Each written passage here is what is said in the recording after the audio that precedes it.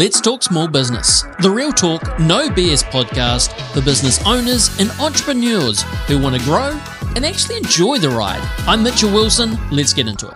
On this episode, I have George Bakalov with us.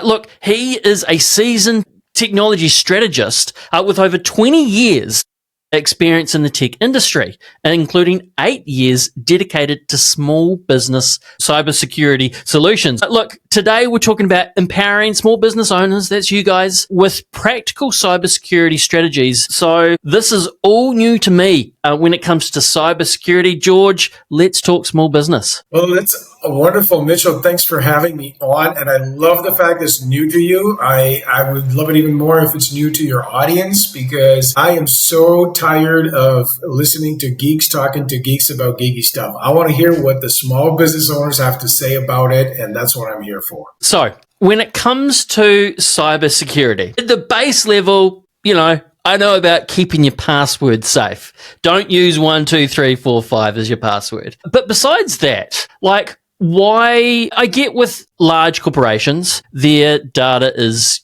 super secure, can be worth millions of dollars. When it comes to small businesses, why should we care about cybersecurity? Well, that's a great question. Why should I care? And here's what I would say to that. It's a misconception that small and medium businesses are not of interest to criminals. Actually, the data shows that last year, believe it or not, 90% of SMEs in the United States pointed out that there was some sort of attack that they had to deal with in their business. And this could be anything from phishing to malware to ransomware, but in different ways, shapes, and forms. 90%, that's 9 out of 10. So if you're the lucky 10% that didn't have to deal with some sort of security issue in your small business, good for you, but I wouldn't be banking on luck for next year, for example. Why is that, you might say? Because small business lacks the expertise and the understanding of how to use technology to protect themselves. That's why they're called the low-hanging fruit. And also because in the criminal world now, the bar is so low, the entry-level skill set is it's gotten so low. I mean, we have the proliferation of tools with AI, especially now. Like, we used to be able to have one of the ways to discern a phishing email used to be look at the spelling, and now that's gone because they all clean it up and run it through an AI, and it looks like a perfectly written an email, right? And with that said, small business, if business has value today in this world, if there's any value in your business, whether it's your relationships, whether it's your contracts, whether it's IP, whether it's money, whatever value there is, it's always connected to one way or another to technology. If you have any kind of database, your address book, your payroll, whatever it is that you use for technology, basically that's an open door for some sort of a malicious attempt on your data, so they can hold you hostage to that, or they can use your infrastructure to execute campaigns out of your infrastructure and harm you that way. Basically, it's a business risk. If there's various risks in business, it's just one of the risks. It's not the only one. Certainly, it's one of the risks. It's just grown in its impact. It's kind of become oversized in the way it impacts business, because it can definitely harm the business in a big way, and many people find themselves unprepared for a situation like that. Now that I think about it, the hassle factor as well.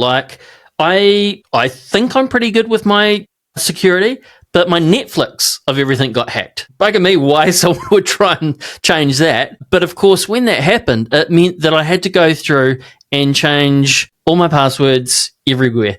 And that was a job in itself. I mean, it took me probably over a week of spending hours at a time to actually to fix this up. So I guess even if the information isn't necessarily worthy to someone, but the actual time to work on getting your systems back online can be very, very costly. especially in business. Now that I think about it, now that you talk about it there, George. Yeah. Well, there are different types of impact on a business. Sometimes, like people say, well, I'm just a small business or I'm a startup. I work with startups as well. So let's say you're a startup, right? And you're like, who cares? I got 3 people and, for 5 people, I'm on my startup and we're barely even a big name. Okay. So let's think about that. If you are really a startup that's going somewhere, you're going to be looking for financing. You're going to be sending out emails out to partners and vendors. You're going to be pitching. You already are a digital presence and you have reputation, and you're now going to build on that reputation. So you have a reputational impact from the time you're a startup all the way to a more mature business. How valuable is your reputation? I would say it's more valuable than money, because ultimately reputation is the highest level of trust emblem or symbol, so to say. And when reputation becomes tarnished, sometimes you can't even pay money to get it recovered at, right? If you as a startup, you get compromised and someone takes over your infrastructure and begins to execute phishing campaigns, right? All your vendors, all your customers, you're trying to build up your business right in the very start. They're immediately going to think, well, these guys don't know what they're doing. They're not paying attention. They're not very good with their data. Do I really want to do business with someone who just got hacked and maybe my stuff is going to leak out and all that kind of stuff? So you see what I'm saying? From the time you start, it's a really good idea to kind of bake it into your entire risk management, basically, strategy, and to say, okay, I'm going to carve out, just like I carve out resources for marketing and for other business activities, what percentage does it make sense? And this is where guys like me may be useful to come in, where we sit down with the founder or the CEO, the CFO, or the C-suite, and we got to talk about how much risk there is. Let's find out how much risk there is. Let's see if we can kind of quantify that and see what would the impact cost to our business. And then proportionately on that, kind of figure out a budget that makes sense to mitigate that risk. Does that make sense? Yeah, I guess it all starts with that conversation. Because when I'm sitting here and I'm like, well, maybe we don't think about it so much. I guess we're talking about insurance against your business. And everything's run on computers nowadays, isn't it? Well, that's a good point. And so when you say insurance, you mean to take actions to insure against any issues. Yeah. Right. That's true. Failing to prepare is a preparation for failure, as some great mind had said, right? I'm not sure which one, but that's a great saying, because the longer you put off the preparing for a disaster, like, for example, one of the things I do with small businesses, I just recently did several, they're called tabletop exercises, where we sit down with the leadership and we talk and say, hey, let's simulate an incident. Let's say something happened, it's 8:30 in the morning and such thing happened. What would you do? What would the CFO do? What would the chief of operations do? And then all of a sudden people begin to realize the multifaceted impact a cyber incident has and how unprepared they are.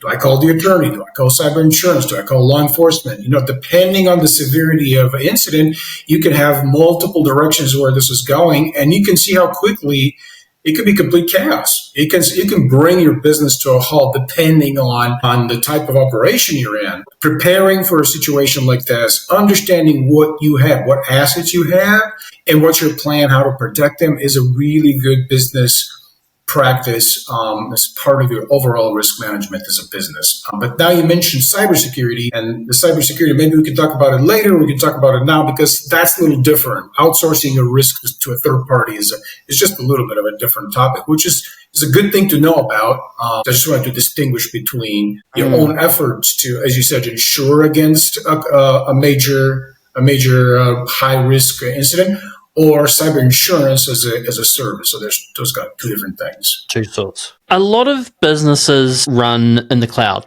nowadays. And so a lot of these important files could be in Dropbox, Google Drive, or whatever type of software you're using in your niche. Do we need to worry about that data in the cloud? Well, believe it or not, the cloud is just somebody else's computer you're using for convenience. That's really what it is. Let's just kind of bring it down to, I know they came up with a really nice marketing symbol, the cloud, everything goes up and comes down and so forth and so on. Maybe they thought about it's high up there, the bad guys can't reach it, right? Who knows what the marketers were thinking? They knew what they were doing, right? But it's embedded in their mind. And sometimes people think it's almost like a magical thing, like it's in the cloud, it's fine. That is actually not true. And cloud security is a subdivision of information security. It's one of the domains that we train on. And it's one of the domains where you could be either well prepared, your cloud environment could be correctly configured or incorrectly configured.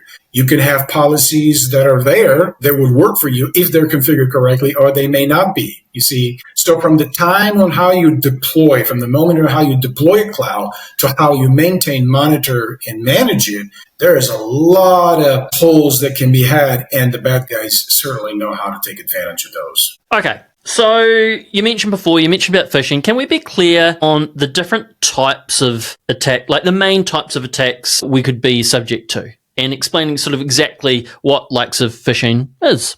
Yeah. That's a great question. There are different types of attacks, and they change, of course, depending on the size of the business and the types of the business, right? But generally speaking, it is kind of accepted and it fluctuates every year, but 90% of all attacks originate with a phishing email. And I'll explain why that is. So the phishing campaign, in other words, the phishing or social engineering, what it does, it uses human vulnerability, not a technological vulnerability. So we refer to the workforce as being the human firewall, because if I send an email and in that signature, how people have like a little logo in their signature or whatever, you can actually embed executable files in that image. And that's the reason sometimes when you get an email, images are blocked and they ask you to explicitly click on that. The reason for that is you can actually slide a executable file. Once you click on that link, on that picture, you're done. You have a malware now that's executed on your endpoint, on your system, and it takes over and it does what it does in the background, and then it escalates to another user and begins to take over. The phishing campaign, or it could be a malicious link where the employee is going to click on that link, or the CEO is going to click on that link, and it's going to take him to a website that looks very much like his bank, or maybe it looks very much like their Microsoft Cloud, right? And they're going to type in their username, your email, and their password, and then it's going to come up and say, sorry, that was wrong. But now what happened is you just revealed your password, right? Right. And essentially, if you fail at the human firewall level, hardly any other technology is going to work. If that employee executes a file or clicks on a link, all of your other defenses are rendered powerless almost. And so that's why it has such a devastating impact, because someone on the inside just gave a permission and opened the door for all sorts of other attacks. So phishing is definitely major problem, both in ransomware attacks and impersonations and so forth and so on. You also have ransomware, and ransomware has been now, because of cryptocurrency, has become very popular in the last 10 years especially. Ransomware has gone down a little bit in the last couple of years, but what they've done now is they have actually moved on to smaller victims. So it used to be more targeted to larger enterprises where they were aiming for, like you hear in the news, millions of dollars, but now you can go on the dark web and actually hire somebody to execute a campaign. So it's almost like a financial deal where I'm going to invest $1,000 to ransom somebody for, $50,000 or $20,000, right? And is $20,000 a big of a hit on your business? Maybe chump change for some. Could be a lot for somebody, right? And here's the other thing: you get ransomed once. You know what they're saying to themselves? Oh, nice thing. We're going to visit back in 3 months, and who knows? If luck has it, a lot of the businesses that get ransomed, within 6 months, they get attacked again. Because believe it or not all businesses that get breached or ransomed actually take care of the business and set their house in order. So these are the ransom, they're just holding your files and say, hey, if you want these back, pay us some money. Absolutely. So it would be ransom. It could be also ransom and extortion. It could be Could be double extortion. And then let's not forget the other big one is business email compromise, where actually they would take over the email infrastructure and they would figure out who's who in the organization, and they would engineer it to where fake invoices would be sent out and then paid out. And so it looks like a legitimate vendor just sent you an invoice. Say, by the way, we changed the bank account. Please send it to such and such. And that came from a trusted source. It's somebody who's been doing business until now. The name is right. The logo is right. Everything looks perfect because they were present in your infrastructure for a couple of months. They figured out the traffic between vendors and the business. They created the invoice, and I've seen those with my own eyes. They're really, really good at this, right? And essentially, once you execute that business wire, you're never going to see those money back. The bank is not going to get you those money back. It's a known fact. That kind of leads us to the other thing we talked about previously, maybe you wanted to touch on, is cyber insurance. And I don't know how much you know about cyber insurance, but that's a very interesting dynamic. Maybe you've heard about it, maybe not. So I'm not. What do you think? Is it interesting? Yeah. Well, look, go ahead. Cyber insurance. Tell us about it. Yeah. Well, cyber insurance is basically outsourcing some of the risk to a third party. So insurance company comes and says, if you get breached and your cost balloons to, a couple $1 million, let's say you have a small business of 100 people, right? And let's say you have a manufacturing operation. And what does 1 day, 24 hours to 3 days of halting your business, what is that going to cost you? So, is $2 million enough or not? The business has to know what would be the impact of a cyber attack on their operations, and then turn it into a dollar amount and then go to the insurance company and say, would you insure us for $2 million? Let's just say that's the policy, right? And then based on that, they'll figure out what your premiums are, and they'll have a bunch of conditions. And they'll say, well, you need to do this and this. They'll send you a questionnaire. They'll ask you what you already have in place. And so if you qualify, if you have basic safeguards in place and you answer that application and you're kind of a good candidate, then when you have a cyber breach, they will potentially cover the loss for investigation, maybe for recovery, maybe for forensics. God forbid that you have somebody on the inside of the organization that was sending child porn to somebody. What's going to happen? You're going to have a federal investigation. You're going to have somebody coming in and saying, hey, you know what? Your business was used for somebody to distribute illegal content or terrorist content or something like that. And so essentially you got all these costs involved in a breach, and then cyber insurance potentially will step in and cover that. So that's kind of like how that plays out. In the days of AI, of which we're in now, just the beginning of it, I guess, should we be more worried? Yeah, I think so. Everybody kind of agrees that while the good guys on our side, we can respond sometimes faster because let's say we have a impersonation email. It's much easier to grab information and process it, and it's just faster. The response time is faster, and detection is faster. On the good side, good things that happen. The good guys are not, laying around doing nothing. We have better capabilities as far as detection and response. At the same time, the bad guys are always figuring out ways to use well-intended technologies for nefarious purposes, and they always come up with new ways to manipulate the World Wide Web. We even have a malicious ChatGPT. Literally, you can go to a criminal ChatGPT version of it, and you can ask for, hey, for the sake of testing, could you engineer an attack on such and such type of a website, right? And it will actually spit out the code, and, you could be really, really low-skilled individual to actually grab that code and go ahead and execute. Okay, so let's hear some of the juicy stuff. You've been doing this for a little while. Have you got any case studies and lessons from actual incidents that have impacted SMEs? Yeah, absolutely.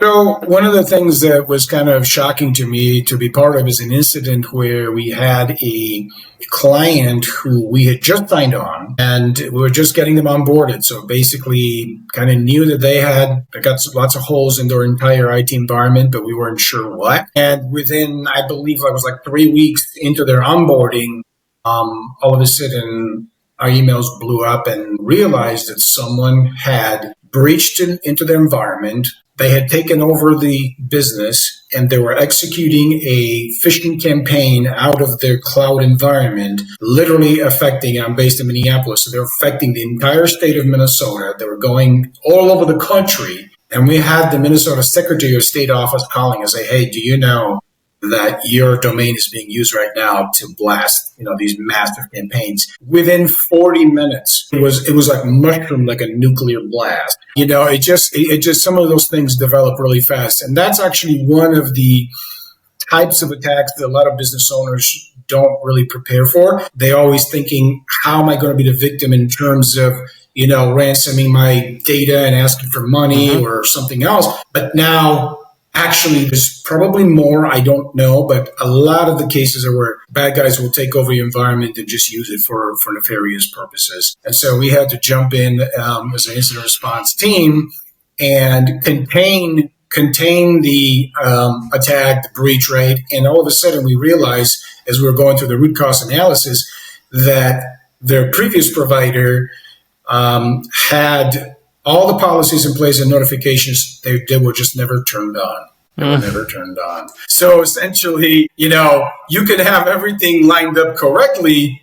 Well, somebody has to turn it on. Somebody has to run the test. You have to run these tests periodically. And so it was really kind of a colorful situation where you had, entity that was attacked. And simultaneously, almost at the same time, they had a bank fraud situation. I'm not sure if it was the same entity or another entity, but they were actually executing bank fraud on the same organization. So sometimes when there's enough money to be had, it might be one attacker, there might be more than one, malicious party involved. But yeah, sometimes these things get. Is that how you see yourself? Good guys versus the bad guys? I'd like to think so. I'd like to think that in our whole training as cybersecurity professionals, we, take a pledge to be the good guys, that we'll never use the knowledge that we have for any malicious purposes. We always need a permission to perform any of the tests that we run. There are people in our there's different profiles of cybersecurity professionals. There's,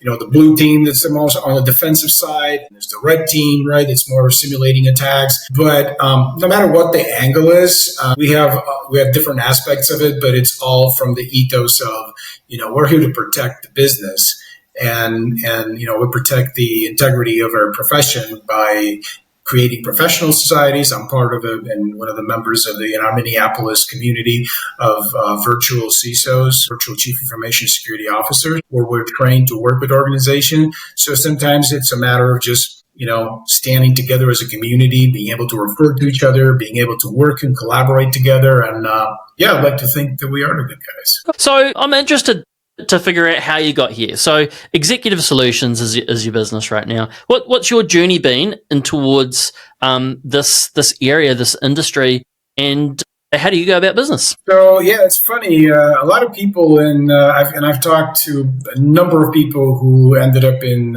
information security. I had really interesting journeys. I remember someone I talked to, they were a music teacher, right? And so I don't know how you get from a music teacher to doing this, but there's all kinds of stories. In my case, I actually was a pastor. I was a pastor for 12 years. So I went to a Bible college and was happy doing that. But what I realized at some point is that I had a great affinity for technology. I always had an interest, and I had an opportunity as a side gig to start a small business operation. I realized that some of the really, really talented, logically talented people were really not so good at, say, business process or dealing with people. So kind of like that pastoral side of me connecting with people kicked into gear, and then understanding enough of technology, enough of people to kind of bring value to the business where we can make advancement and grow a business. And then I continued to build on that to where, for over 20 years, I've worked in just outsourced solutions where I work with data architects who needed particular types of expertise, and we would bring teams together. We've done web applications. We've done various different digital marketing. I've done digital marketing as well. And in the last 10 years, if you remember, I don't know if you know this, but in 2013, we had in Minnesota, we have a Target Corporation, the Fortune 30 corporation. Target got breached in 2013, and in 2014 was the aftermath of the breach. I ended up being a subcontractor on a team that was working, during that breach. And for the first time, I realized the impact a breach can have on an organization. It was just devastating. It was millions and millions of records, credit card records were stolen. And I began to realize that while for many years I focused on designing an app or a web solution or, uptime, the server should be up and the website should be up. I mean, that's what IT is concerned, uptime and functionality, right? All of a sudden you have this entirely different domain of criminality involved with technology to where you have to safeguard against criminal minds and techniques. It's kind of like, wow, really? And I began to realize that this will be big. And I decided I'm gonna direct my efforts into that. The next thing I realized is that small, medium business is at disadvantage because most of the trainings, certification, and resources are by enterprise for enterprise. I mean, that's where the big money flows. That's where the big contracts flow, right? And so all of a sudden, some of the best resources in terms of engineers and managers, security managers, analysts, they're all at the enterprise level, but down at the small SME level, who wants to deal with that? There's no money there, right? Quite often it's up to the business owner to be the IT expert to make things work. Or exactly. The business owner is like Jimmy, we're up there in the corner, is the IT guy. Well, the IT guy maybe knows how to configure a router, but IT doesn't necessarily mean that they understand information security. And so there's a lot of misconceptions around that. And I just realized there's like a huge void. And I decided to develop a business where I would come alongside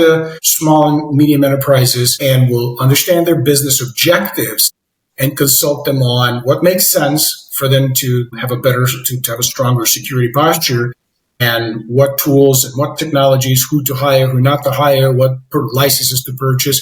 It just takes a lot of adapting of enterprise tools down to the SMB level to make it work for them and to make sure they don't go broke over it, right? You can't spend more money than what the problem is, right? If you're trying to protect against a $100,000 breach, do you really want to spend $200,000? I mean, it doesn't make sense, right? And so I just realized that essentially small, medium businesses have been, are, and will be for a while at disadvantage, even with all the technology around us and all the tools. It's just too much. I mean, people don't know even where to start. And then even when they start, are like, what tools should I use? What technology should I use? So somebody has to be there to kind of help them along the way to make sense of it all and have better protection for their businesses and their lives. George, you said before the jump from, you were unsure about the jump from musician to the business owner IT. I would say the same thing about being a pastor for the jump to IT. But I'll tell you what, it probably brings a lot of trust along with it. I would like to think so, because it's for me, it's a very natural fusion of if you have a curious mind, I would say you need to know yourself, right? You need to know yourself. If it's not in your blood to deal with technology, it's probably going to drive you crazy, right? So I like to take stuff apart. I like to put it back together. That's kind of like a typical, component of that. But I'm also very intrigued by the ethos of just protection, safeguarding and protecting. And if I see that I can do something that somebody else can't do, and I can help fill the gap for them to protect them, that motivates me. That just, I call it sheepdog, kind of like a sheepdog mentality. If you're not a sheepdog, if that's not your second nature, don't do it. In our job, we have we basically handle risks. So you got to be willing to stick your hands in a lot of risk and be willing to be blamed even at some point. Say, hey, why didn't you do that right? What if there's a breach, right? But your sense of urgency and your sense of protection has to be there to, I believe, to want to do the best for you. And people need to feel it. If they don't feel it, if they don't see your heart in it, they can't trust you, right? It's true. So let's get some real world advice going right now. Can you give me like 3 simple tips that business owners out there, SMEs, can actually do to start the process of protecting themselves and thinking about this? Right. That's a great way to look at it. What's the low-hanging fruit? And I'd say, based on my experience, regardless of industry, number one, you need to go through what we call the asset inventory. You need to know what you have, because if you know what you have, you know what you're going to protect. You can't protect what you don't know you have. Sometimes, for example, let's say you have a local area network in your office, right? And you have all these computers laying around. Businesses don't know what's on the network. That makes it really easy for someone to compromise the network, to plant a device, whether software, they're going to drop something, and it's there. It's called dwell time. They're just there in the network.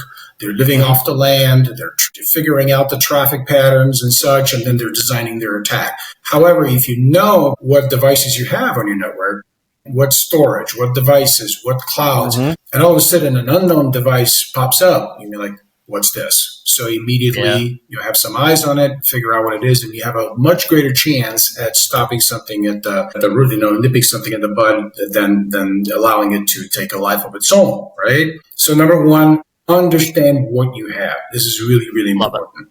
I love it. Another very practical and not costly thing to do is get rid of stuff you don't use. Old computers, stuff that needs to be decommissioned, applications that you're not using. There's just a lot, even on our cell phones. I mean, how many of the apps do you really need to be there? Yeah, right. You think about it. We just download them for fun to try out and you forget about them. But a lot of the apps actually are compromised in their, you can look it up, App Store, the Google Store. Google Store actually has been changing now, catching up to Apple to closing up the whole environment because a lot of the apps are basically malware, right? And they're just getting installed. Yeah. So do you really need everything you have? Shrink what we call the attack surface, because the less you have, and this is kind of where a good consultant like myself or a similar CIO consultant or virtual CISO or virtual CIO, someone who's going to come alongside and say, okay, let's make an assessment of what you have. Let's figure out, your business objectives. Let's figure out what you really need to be achieving and what it takes to achieve that. And here's like 20% of stuff you don't really need, do you? And then get rid of it. Just shrink the attack surface. And the other thing I was going to say that is not very costly for people to implement, but it's costly in terms of habits. It's password managers, right? And because you mentioned password in the beginning, you can look it up. Every year we have the top 10 most compromised passwords, and every year they're the same. Password 1, 2, 3. Every year. Every year it's the same, right? So bad habits actually is something that the criminals are using. And I would say a password manager is a pain. So there's always like this tension between convenience and security, right? Mm-hmm. If I'm going to trust a password manager, that means that I get the benefit that I'm going to trust this software device or depending on what it is, but I'm going to trust this application to hold unique passwords that are long, difficult to crack, right? Even if they get leaked, it's leaked for one application, but not for the other. Because most of the leaked credentials, like on the dark web, 70% of people use the same email and password everywhere because they don't want to remember a bunch of passwords, right? It's difficult. Yep. And that's what the criminals are using. They're going on the dark web, they're buying these lists, they're loading up these combinations of password and email and starting to crank up their little enterprise and opening up your cloud environment and whatnot. So password manager, if you invest the time to implement this first personally and then to the enterprise, it's probably one of the best investments. I'm not saying MFA. A lot of people go to MFA first, but I would say MFA and password manager are probably at the same level because they both protect in very, very important aspects of our digital life. And to keep our language basic, multi-factor authentication. Have I got that right? Yeah, exactly. Thanks for you pointed it out. No acronyms. Yeah, multi-factor authentication, whether it's through a text message, which is not considered very safe these days, but whether it's a multi-factor through an application or text message, it decreases the chances of being compromised greatly. George, Executive Solutions USA, do you just cover the USA or do you go further afield? I've done work internationally. It's not just the United States, absolutely. A lot of the things that we do are remote, both in my other company, which is a digital marketing company. I have international clients as well as in the United States. And I'm also a consultant with a Taiwanese company. So you can work across, because look, here's how it works. Today, we have different frameworks, right? Different security frameworks that we use as a model on how to design defenses. And the United States is by far the country with the most incidents, where we're the biggest target, right? And at the same time, we're also the source, the go-to for a lot of the standards. Not ISO, there's a standard called ISO 27000 or ISO, the whole entire ISO ecosystem is not United States based; it's more international, right? But for cybersecurity, the United States is kind of like the go-to. So it works across the board. And when you look at this frameworks, 70 to 80% of every framework is the same like the other. They got all these differentiations, right? But the controls are very similar. So whether you're solving a problem in the United States or in Europe or other place, it's very similar. The tools are the same. The bad guys, the tools are the good for the good guys. And everything else is culture and language barriers. Maybe English speaking is better than not. So, hey, look, I really love this and the analogy of good versus evil. It's the battle is real, the battle is true. If people wanted to get hold of you, how do they find yourself and your team? executivesolutions.us or on LinkedIn, George Bakalov. And I also publish a newsletter, which will soon be also a podcast, Plain Talk Cyber. And it's just strictly designed for SMBs. No acronyms allowed. And by the way, thanks for reminding me. No acronyms allowed. Because the reality is what we call our tools and defenses, business owners sometimes don't know. So if you actually study this whole subject, when they're searching online, they're using all kinds of descriptors for what we call MFA, for example. So yeah, absolutely. executivesolutions.us. I'd love to consult with you. And even if you just needed slight guidance, don't be a stranger. Drop me an email. I would love to work with you on a short-term, long-term basis and help guide you. If I can't, I know a bunch of people in the industry who will be able to be a good resource for you. I love it. Hey, you've really opened my eyes into maybe some gaps into security. And hopefully it opens a lot of people's eyes really just to start thinking about it. And just start thinking about it so you're protecting yourself for the future. So, hey, this has been Let's Talk Small Business. Really love it. Thanks for being here. And hopefully we get to chat again really, really soon. Thanks, Mitchell. Thanks for having me. Cheers. Let's Talk Small Business. I appreciate you tuning in. If you got value, hit subscribe, like, or drop a comment. It spreads the word and might just help another legend get their breakthrough.